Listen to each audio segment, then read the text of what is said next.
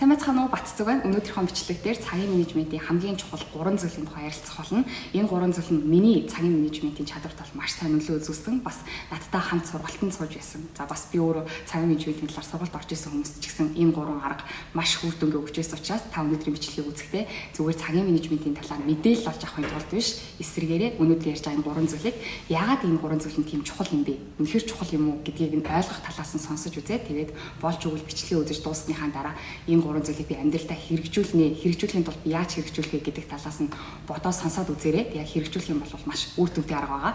За шууд гол сэдвүүг оръё. Цагийн менежментийн хамгийн чухал 3 зүйлийн тухай ярилцсан гэсэн.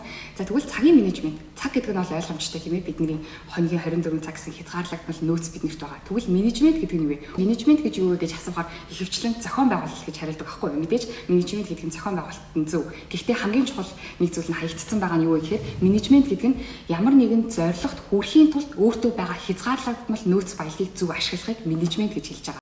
Тийм учраас зорилго байхгүй бол менежмент гэдэг үгийг ашиглахгүй. Өнөөдрийнх нь хэдүүлэн сэдв бол цагийн менежмент шүү дээ, тий. Тэгэхээр зорилгоо тодорхойлоод тэр зорилготой хүрэхийн тулд цаг гэсэн хязгаарлагдмал нөөцөө энэ зорилгоо биелүүлэхийн тулд зөв ашиглаж авах юм бол тэр нь цагийн менежмент гэсэн. А тэрнээс ямар ч зорилгогүй ирнэ тий, өглөө 5 цаг төсөл орой 12 хүртэл ямар ч завгүй ингээл ажиллаад идэг. Тэгсэрнэ тэрнийх нь зорилго байхгүй бол тэрийг бол цагийн менежмент сайтай гэж хэлэхгүй. Жишээ нь миний одоо энэ 7 өдрийн зорилго амарх гэж болно шүү дээ, тий. Тийм бол би өглөө орноосоо босоод хоолоо идчихэл буцаад орондоо хөвтөл дахиад хоолоо идчихэл дахиад буцаад орондоо хөвтөл гэлээ гэж бодъё. Зүгээр ингээд хүндлэгийн өдөр авах юм бол цагаа амар үр дүнг ашиглаж байгаа юм шиг боловч миний энэ 7 өдрийн зорилго хэрэг амарх байх юм бол би зүгээр орон дээр хөвтөж чинь гэдэг нь би цагаа маш үр дүнтэй ашиглаж байгаа гэсэн үг шүү дээ, тий. Тэр зорилгоо биелүүлэхийн тулд би цагаа зөв ашиглаж байгаа гэсэн үг. Тэгэхээр өнөөдрийн бичлэг дээр ярих одоо цагийн менежментийн хамгийн чухал 3 зүйл нь зүгээр цаггүй байна. Нэг ч цагийг би зүгээр өнгөрөөж болохгүй. Бүхий л хоногийн 24 цаг болол цаг болол алт 21-24 цаг зөв ашиглаарай гэдэг тухай ярилцахгүй. Та ямар нэгэн зорилготой гэж төсөөлөөд зорилго байх юм бол зорилгоо маш хурдан тодорхойлох хэрэгтэй. Тэр зорилготой биелүүлэхийн тулд танд хамгийн чухал 3 зүйлийн тухай ярилцсан гэсэн. Тийм учраас өнөөдрийн бичлэг дээр зорилго гэдэг үгийг маш их дурдхолно. За зорилготой хүрэхийн тулд цагийн менежментийн хамгийн чухал нэгдүгээр зүйл нь юу вэ гэхээр нэгт болохоор цагаа тэмдэглэх. Цагаа тэмдэглэх, өдөр тутамдаа би хийдэг зүйлсүүдэд тэмдэглэн гэсэн. Яг гэвэл бидний зорилго хоногийн 24 цагийн 24-ийг ашиглах нь бидний зорилго шүү дээ, тий. Зорилготой хүрэхийн тулд хийх ёстой ажил байгаа. Тэр ажлаа хийх нь л бидний зорилго шүү дээ, тий. Тийм учраас цагаа тэмдэглэх ёстой. За яагаад вэ гэхээр жишээ нь одоо бодож үзье л та. Энэ номыг би энэ сарын дотор уншиж дуусгах нь миний зорилго гэж бодъё. Энэ номыг би сарын дотор уншиж дууснаа. За тэгсэн чинь энэ ном болохоор 300 утастай юм байна. За тэгвэл 300 утастай номыг би сарын дотор уншиж дуусгахын тулд би өдөрт 10 утас ном унших ёстой гэсэн үг шүү дээ, тий. Цагаа тэмдэглэн гэдэг нь би тэгвэл өнөөдөр унших ёстой 10 хуудас номыг уншихад би хэдэн цаг зарцуулж байна гэдгийг тэмдэглэж авна гэсэн үг. Тэгээд цагийнхаа төлөвлөгөө гаргана. Тэгхгүйгээр бид нэр одоо хийх ажлынхаа жагсаалтыг гаргал гэдэг дээ шүү дээ. Тэгтэл бид нарт хоногийн 24 цаг гэсэн хязгаарлагдмал цаг байгаа. Тэгээд энэ хязгаарлагдмал цаг дотор би зорилготой хүрэхийн тулд заавал хийх ёстой ажил байгаа. Тэр ажлаа хийхдээ би хэр хугацааг зарцуулж байна. Бата юм уу, доржоо юм уу, тэр хоёр хэдэн цаг зарцуулдаг нь хэнд ч хамаагүй. Та өөрөө зорилготой хүрэхийн тулд таны хийх ёстой ажлыг та өөрөө зүгээр яг өөрийнхөө чадвараар, өөрийнхөө хурдаар хийхэд хэдэн цаг зарцуулж байна гэсэн яг бодит цагийн тоо гарч ирэх ёстой. Энэ бодит цагийн тоо гарч ирсний дараа та төлөвлөгөөгөө гаргана. Энэ та өөрөө би хийх ёстой ажлыг хэдэн цагийн дотор амжуулж хийдэг вэ гэдгийг мэдэхгүй ээж төлөвлөгөөгөө гаргах бол боломжгүй. Тэгэхээр хамгийн түрүүнд та таны зорилго чинь юу юм? Тэр зорилгоо биелүүлэхийн тулд та юу хийх ёстой юм? Тэр зүйлийг хийхэд та хэдэн цаг зарцуулд юм бэ? Тэрийгэ мэдчихээд төлөвлөгөөгөө гаргана. Зөвхөн өдөрт 10 утас ном унших гэсэн ийм энгийн жишээ авч байгаа шүү дээ. Маш энгийн сонсогдож байж магадгүй ч гэсэн таны хувьд өөрийнхөө зорилгыг орлуулах бодох хэрэгтэй шүү дээ, тий. Таны хувьд нэг зорилго ч юм байгаа. Тэгээд тэр зорилготой хүрэхийн тулд зарим тохиолдолд бол нэг зүйлийг л олон дахин хийхэд зорилготой хүрдэг байж болно. Зарим тохиолдолд бол нэг зорилгыг биелүүлэхийн тулд маш олон төрлийн ажил хийх хэрэгтэй болдог шүү дээ, тий. Тэгэхээр та тэр зорилготой хүрэхийн тулд таны хийх ёстой ажлууд байгаа. Тэр болгон чинь бүгдээрэнд нь та хэр хугацаа зарцуулдаг вэ гэдгийг яг мэдчих юм бол бодит төлөвлөгөө гарна гэсэн. Тийм ч учраас бизнесийн ухааны менежментийн ухааны одоо эцэг гэж хэлэгдэг Петер Дрокер тэгж хэлсэн байдаг. Цагийн менежментийг сайжруулахын тулд хамгийн түрүүнд таны хийх ёстой нэгдүгээр зүйл бол өөрийнхөө цагийг мэдэх. Сайн ярьсан зүйл шүү дээ, тий. Яг адилхан Петер Дрокер тэгж хэлсэн байдаг. Өөрийнхөө цагийг мэдэх хэрэгтэй. Та өөрөө зорилгоо биелүүлэхийн тулд хийх ёстой ажил чинь байгаа. Тэр ажлыг хийхэд та хэдийн хугацаа зарцуулдаг вэ гэдэг өөрийнхөө цагийг мэдэх хэрэгтэй гэдэг. Тэгээ Петер Дрокер бас тэгж хэлсэн байдаг. Ихэвчлэн ингээд яг цагийн менежментийн коуч нар хүмүүст зөвлөгөө өгтөө хийх ажлынхаа жагсаалтыг гаргаа гэдэг. Гэхдээ хийх ажлынхаа жагсаалтыг 1000 гаргалаа гэд тэр нь яг бодит амьдрал дээр амжилт олдохгүй шалтгаан болвол тэр ажлыг хийхэд хэр хугацаа зарцуулах вэ гэдгийг мэдэхгүйгээр зүгээр хийх ажлынхаа жагсаалтыг гаргаад идэг болохоор бодит амьдрал дээр амжилт олохгүй байгаа. зарим хүмүүс нь хоногийн 24 цагтаа яжиж тий одоо хоногийн 25 цаг 30 цагийн ажлын төлөвлөгөө гаргацдаг хүмүүс гэж болно. Аль эсвэл бол өөрөө яг тэр зүйлийг хийхэд би хитэн цаг зарцуулна гэдгийг мэдэхгүй учраас энийг хийхэд нэг 2 цаг л зарцуулах байлгүй дээ гэж хойшлуусаар агаал гинт яг цагийн тулаад ирсэн чинь тэрийг хийсэн чинь 1-2 цагийн дотор 4-5 цагийн дотор хийж амжуулах хэрэгтэй ажил ах юм бол зорилго нь биелэх болно гэсэн үг шүү дээ тий. Тийм учраас та зорилгоо биелэхийн тулд тэр зүйлийг хийхэд та өөрөө хэр хугацааг зарцуулдаг вэ гэдгийг мэдхийн тулд цагаа тэмдэглэх нь чухал. Тэгэхээр хэдэн цагт тэр ажлыг би эхэлсэн бэ? Хэдэн цагт би энэ ажлыг дууссан бэ гэдгээ цагаа тэмдэглэж явах нь маш чухал гэсэн. Энэ бол цагийн менежментийг сайжруулах хамгийн чухал нэгдүгээр алхам. За цагийн менежментийн хамгийн чухал хоёр дахь зүйл нь болохоор ажлаа чухлаар нь эрэмблэх нь маш чухал.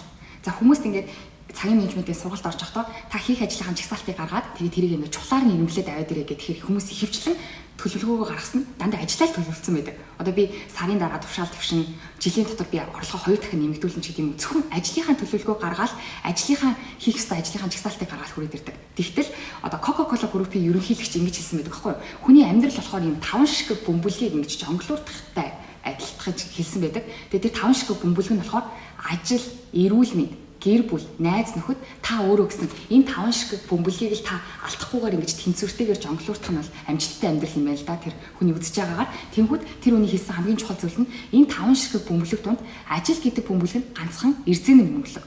Хэрвээ та энэ ажил гэсэн бөмбөлгийг газар унгаах юм бол тэр бол дахиад ойгоол ирнэ. Зүгээр хагарахгүй дахиад ойгоод ирнэ. Харин эсрэгээрээ эрүүл мэнд, гэр бүл, найз нөхөд та өөрөө гэсэн энэ 4 шиг бөмбөлг нь болохоор шилэн бөмбөлөг.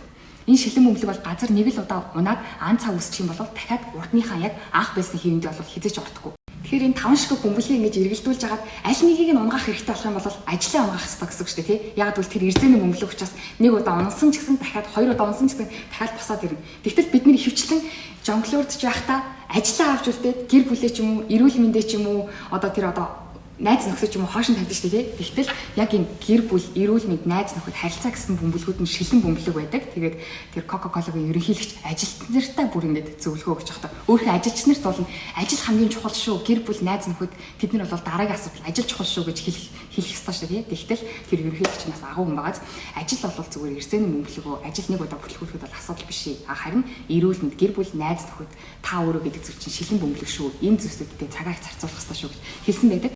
Энэ амьдралаа тэнцвэртэй авч явах мөн ажлаа ингэж чухлаар ирэмблэх энэ хоёр хоорондоо ямар холбоотой юм бэ гэж бодчих магадгүй. Тэр нь болохоор одоо жишээ нь ингээд оюутан хүнд цагийн менежментийн сургалт авах юм бол тэр оюутны хувьд сургуулаа төгсгөн л хамгийн чухал шүү дээ тий. Тийм учраас сургуулаа төгсөн гэдэг дээр л хамаг цагаа зарцуулаад идэг. Мэдээж зарим тохиолдолд энэ зөв. За өөр одоо хувийн бизнес эрхэлдэг хүмүүс бол тэр бизнесээ томруулахад хамаг цагаа зарцуулаад идэг. Тэгэхээр одоо чухлаар нь ирэмблэх юм бол би хэрэв оюутан хүн байх юм бол хичээлээ их мэдээж миний хамгийн чухал ажил гэдэг нь зөв шүү дээ тий. Мөн бас би одоо бизнес хийдэг хүн байх юм бол орлогоо нэмэгдүүлэхэд бол ажиллаа сайн хийх гэдэг нь миний хамгийн чухал ажил гэдэг нь зөв. За гэхдээ хүмүүс одоо цагийн менежментийн дээр хамгийн алдаа гаргадаг хүмүүс бол ажлаа чухлаар нь ирэмблэхдээ би одоо ямар байр суурин дээр байгаа.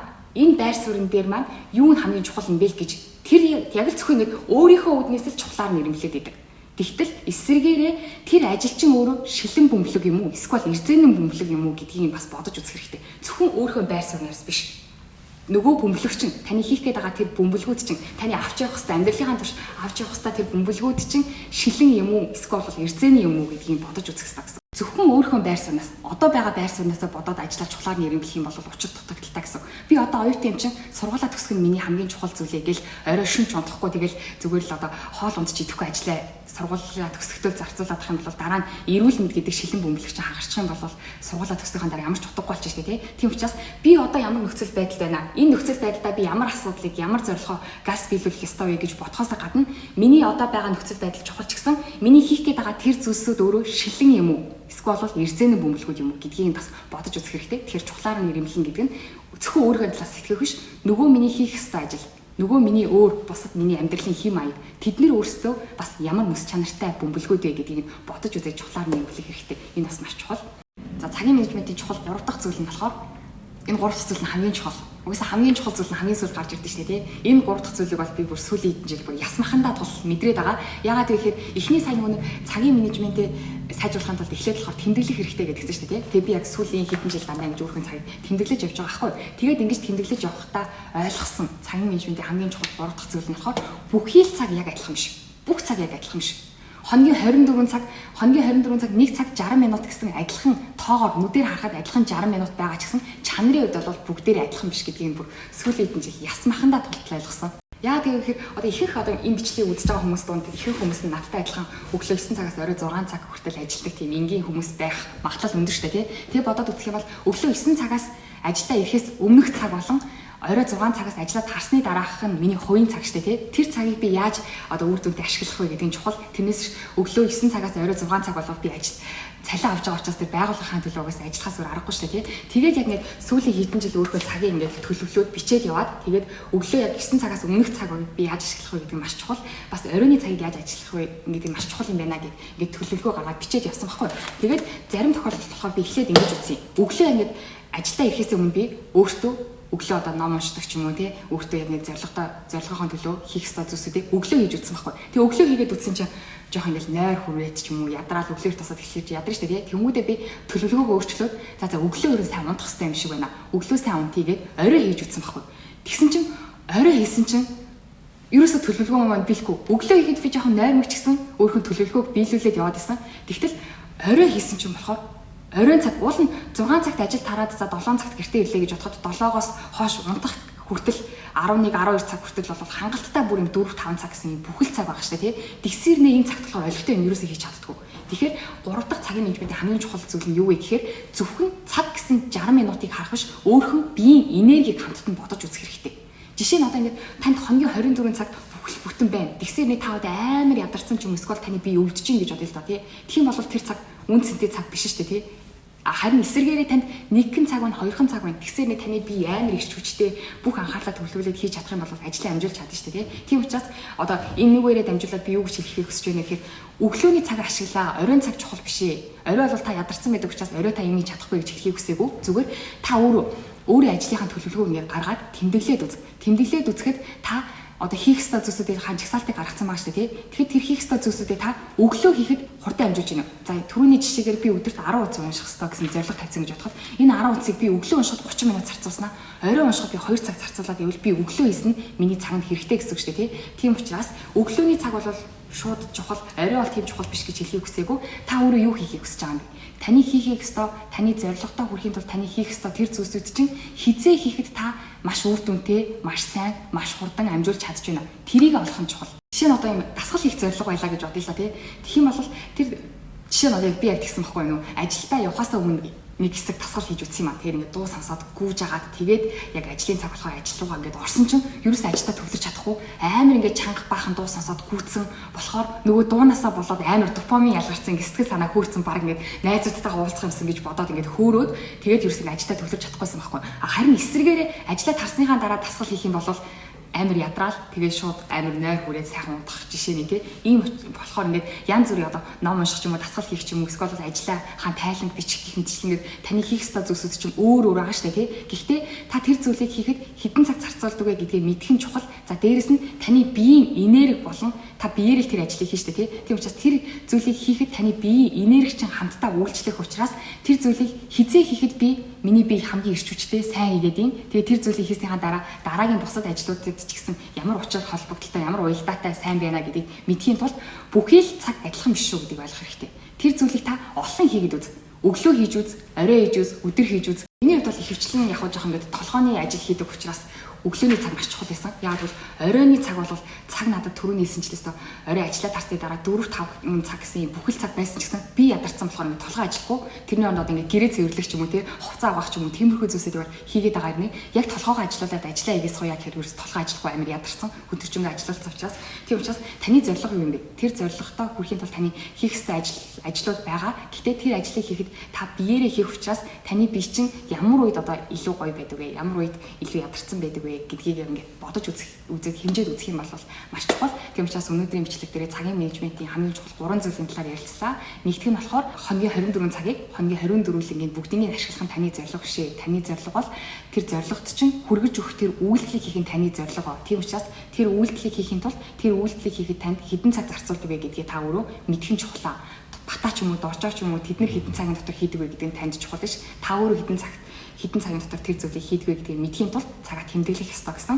Хоёр дахь нь болохоор ажлаа чухлаар нэрэмлэнэ гэсэн. За гэхдээ чухлаар нэрэмлэхдээ зөвхөн та өөрийнхөө байр сууриас би одоо оюут юм уу, эсвэл би одоо ажилч юм уу, би одоо аав юм уу, би ээж юм уу, эсвэл би одоо хин дарга юм уу сайд юм уу гэсэн зөвхөн өөрийнхөө байр суугнаас тэр ажлаа эренбэлж болохгүй. Тэр ажлуудыг чинь онцлог гэж бас байгаа. Жишээ нь одоо ажил гэдэг бөмбөлөг болол эрзээний бөмбөлөг учраас дахиад аваад ирнэ. Харин эрүүл мэнд гэдэг бөмбөлөг болол шилэн бөмбөлөг учраас нэг удаа хагарах юм бол дахиж буцаж босч ирэхэд хэцүү гэдгсэн шүү дээ. Тэрнтэй адилхан одоо та ингээд эрүүл чирэг, би чинь эрүүл чирэг байгаа учраас эрүүл мэндийг хоош нь тавьчаа гэж бодож болохгүй.